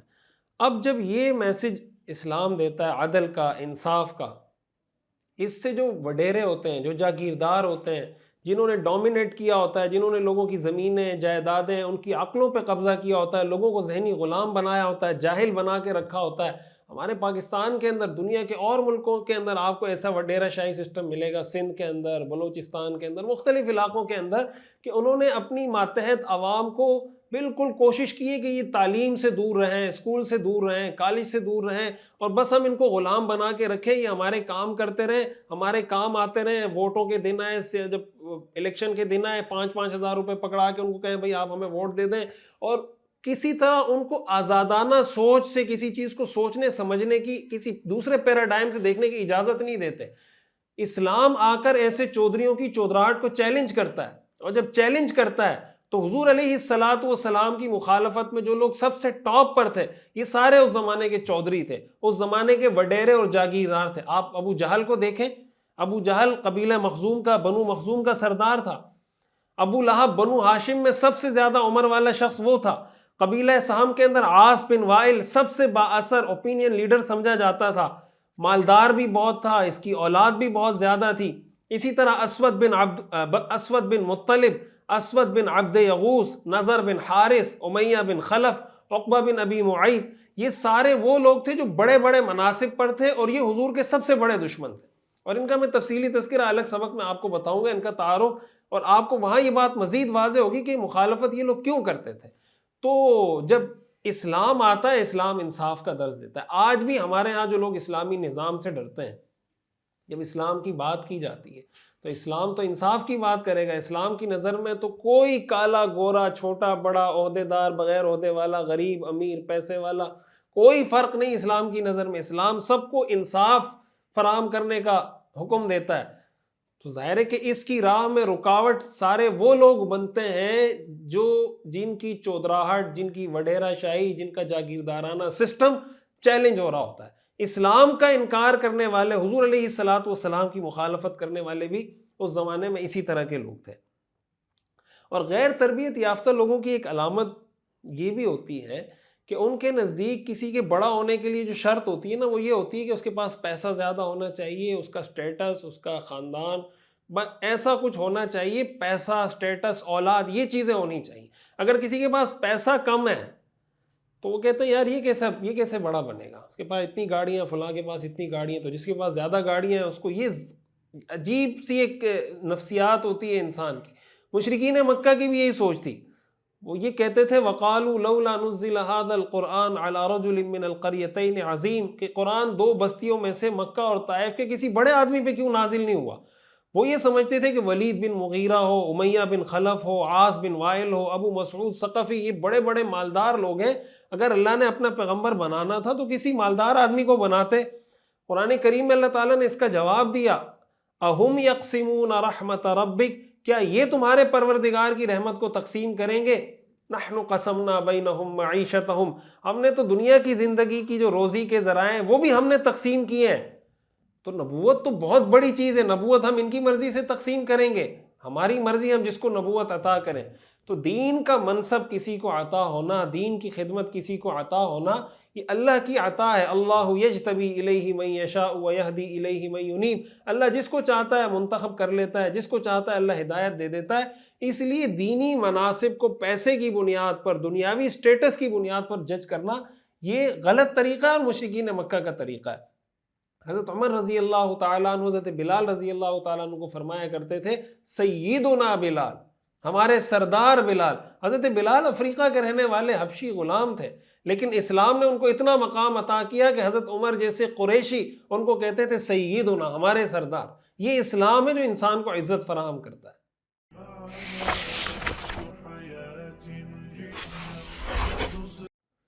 مشرکین مکہ کی مخالفت کا تیسرا سبب یہ تھا کہ مشرکین مکہ کو عیسائیوں سے بہت نفرت تھی۔ عیسائیوں سے نفرت کی بنیادی وجہ یہ تھی کہ ابرہہ کا جو پورا واقعہ پیش آیا، جس پر سورۃ الفیل میں جس کا تذکرہ ہے کہ اس نے بیت اللہ کو منہدم کرنے کی کوشش کی تھی، شہید کرنے کی کوشش کی تھی، وہ عیسائی تھا۔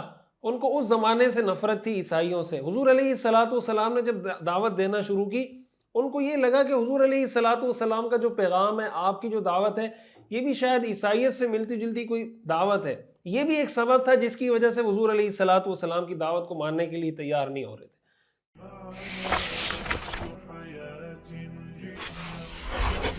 چوتھا سبب جو سیرت نگاروں نے لکھا ہے، وہ لکھا ہے کہ یہ بھی کسی حد تک جو سب سے بڑا ایلیمنٹ تھا نا، وہ یہ پہلے دو جو میں نے ذکر کیے، سب سے بڑا ایلیمنٹ یہ دو چیزیں تھیں۔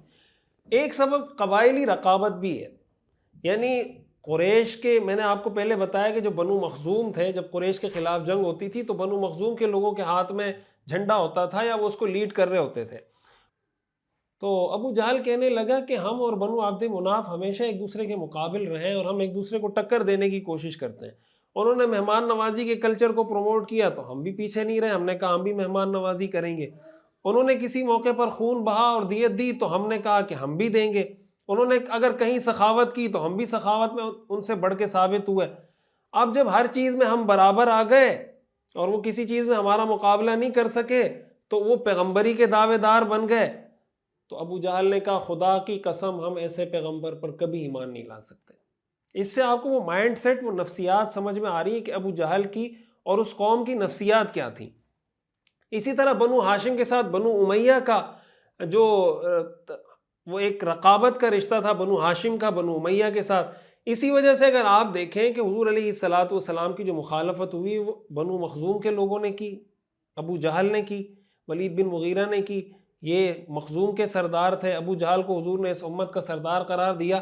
اسی طرح بنو امیہ میں سے ابو سفیان جو بعد میں صحابی بن گئے، حضرت ابو سفیان رضی اللہ تعالیٰ عنہ، ان لوگوں نے مخالفت کی۔ یہ بھی ایک قبائلی رقابت تھی، خاندانی رقابت تھی، تو یہ بھی ایک نفسیات پیچھے چل رہی تھی، مائنڈ سیٹ کے اندر یہ بھی ایک چیز چل رہی تھی کہ کہیں ایسا نہ ہو کہ بھائی یہ غالب آ جائیں اور غالب آنے کے بعد ہماری جو ان کے ساتھ رقابت ہے یہ سارے بدلے ایک ساتھ ہم سے چکائیں، تو قبل اس کے کہ ہم پہ غالب آنے کی کوشش کریں ہم پہلے سے ان کو ٹکر دیتے ہیں اور ان کو غالب نہیں ہونے دیتے۔ تو یہ بھی ایک بنیادی وجہ تھی جس کی وجہ سے وہ بات ماننے کے لیے تیار نہیں ہوتے تھے۔ اس میں ہمارے لیے ایک اہم درس یہ ہے کہ اگر آپ کے کسی مخالف قبیلے کا کوئی آدمی، آپ کی کسی مخالف کمیونٹی برادری کا کوئی آدمی عالم دین ہے، کوئی مستند دین کی بات کر رہا ہے، شریعت کا کوئی مسئلہ آپ کو بتا رہا ہے، یا وہ کوئی آپ کا جرگہ ہو رہا ہے، وہ کوئی فیصلہ کرتا ہے اور آپ کو پتہ ہے کہ یہ فیصلہ شریعت کے مطابق ہے، تو محض اس وجہ سے اس کی بات کو ریجیکٹ کر دینا کہ یہ میرے قبیلے کا نہیں ہے، میری قوم کا نہیں ہے، میری برادری کا نہیں ہے، میری کمیونٹی کا نہیں ہے، میرے فریق کا نہیں ہے، میرے ملک کا نہیں ہے، اس لیے میں اس کی بات کو نہیں مانتا، یہ مشرکین کا طریقہ ہے۔ حق بات جب آپ کے سامنے آ جائے، حق بات کے سامنے سرنڈر کرنا یہ لازم ہے۔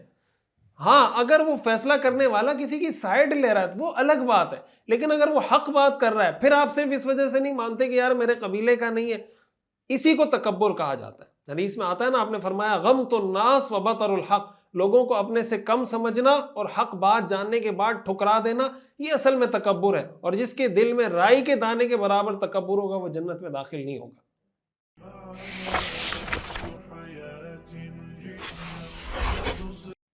اور مخالفت کا جو پانچواں اور آخری سبب ہے وہ یہ کہ مشرکین مکہ کے اندر بہت سارے لوگ ایسے تھے جو بہت مختلف قسم کی اخلاقی برائیوں میں مبتلا تھے، اور ان کو یہ لگتا تھا کہ یہ اخلاقی برائیاں حضور علیہ الصلاۃ والسلام آ کے ظاہر ہے اس کے خلاف بات کریں گے۔ اگر کوئی چوری کرتا تھا تو اس کو پتا تھا کہ میری چوری پکڑی جائے گی، کوئی بہت زیادہ کوئی غلط کاموں میں ملوث تھا، کسی کا پیسہ دبایا ہوا تھا، مال دبایا ہوا تھا، اس کو پتا تھا کہ بھئی یہ ساری چیزیں ہم اس میں پکڑے جائیں گے۔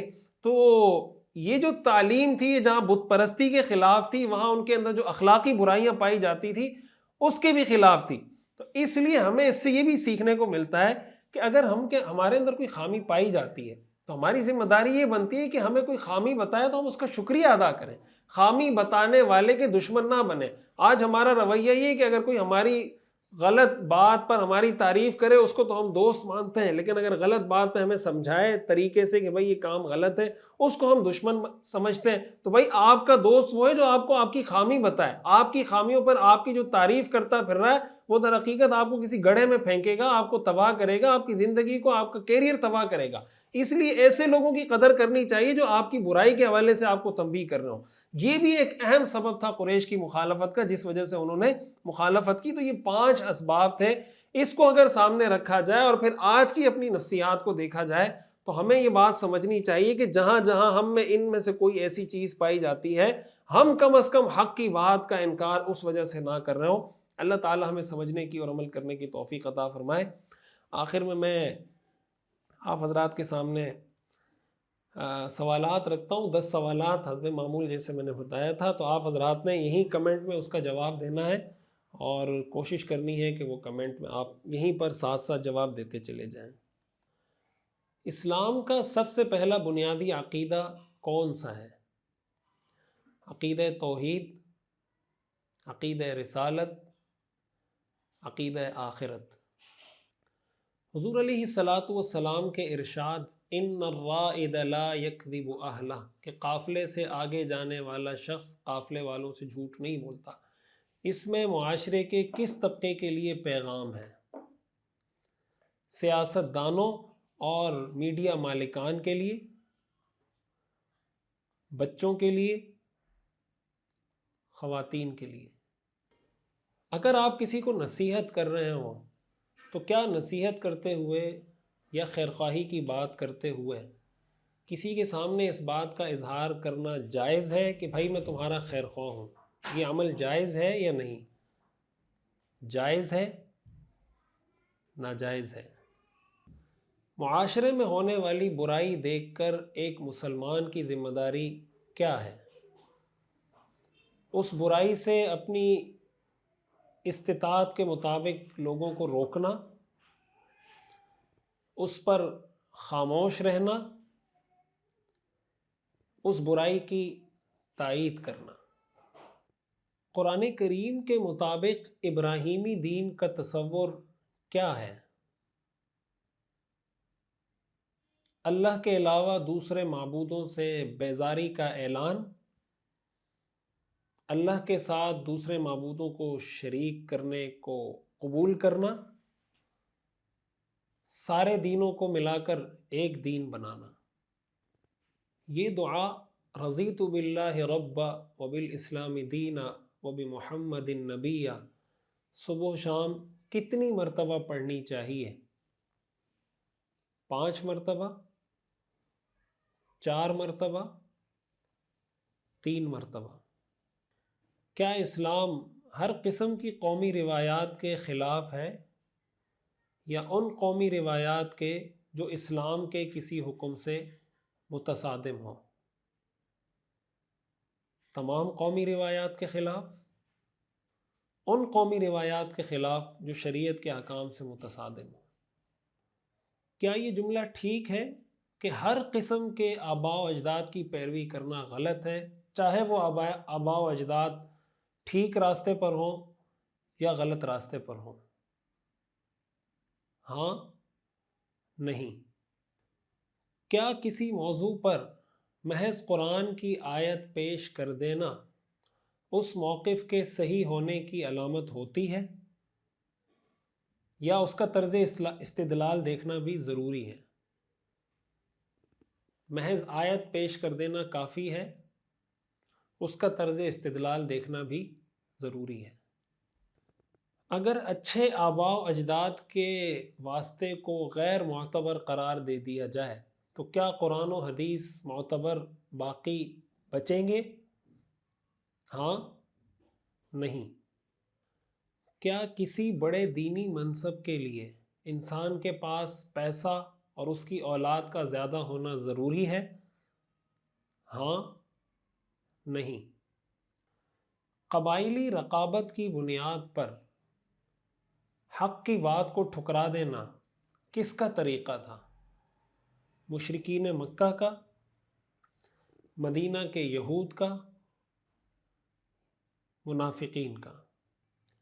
کیا آپ یہ عزم کرتے ہیں کہ آج ہم نے سیرت کے سبق میں جو کچھ سیکھا ہے اس پر ہم عمل کرنے کی کوشش کریں گے؟ ہاں، نہیں۔ وآخر دعوانا ان الحمد للہ رب العالمین۔